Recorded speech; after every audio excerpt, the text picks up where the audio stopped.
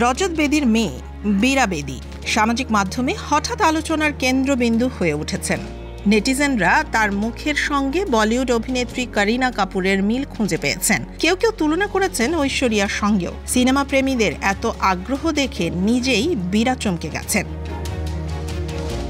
বীরা সম্প্রতি তার বাবা রজত বেদীর সঙ্গে আরিয়ান খানের পরিচালিত সিরিজ ব্যাটস অফ বলিউড এর লাল গালিচায় হাজির হয়েছিলেন। কয়েক সেকেন্ডের ভিডিও মুহূর্তেই ভাইরাল হয়ে যায় এবং নেট দুনিয়ায় শোরগোল পড়ে। নেটিজেনরা লিখেছেন, বীরাকে দেখে মনে হচ্ছে যেন পুরনো দিনের কারিনা। আবার কেউ বলেছেন, কারিশমা কারিনার আদল যেন ফুটে উঠেছে তার মধ্যে।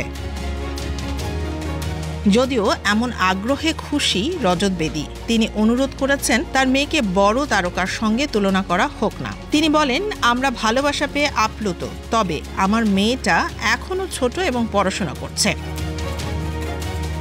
বর্তমানে 18 বছর বয়সী বীরা কানাডায় কলেজে পড়াশোনা করছেন। তার সামাজিক মিডিয়া প্রোফাইল ব্যক্তিগত রাখা হয়েছে।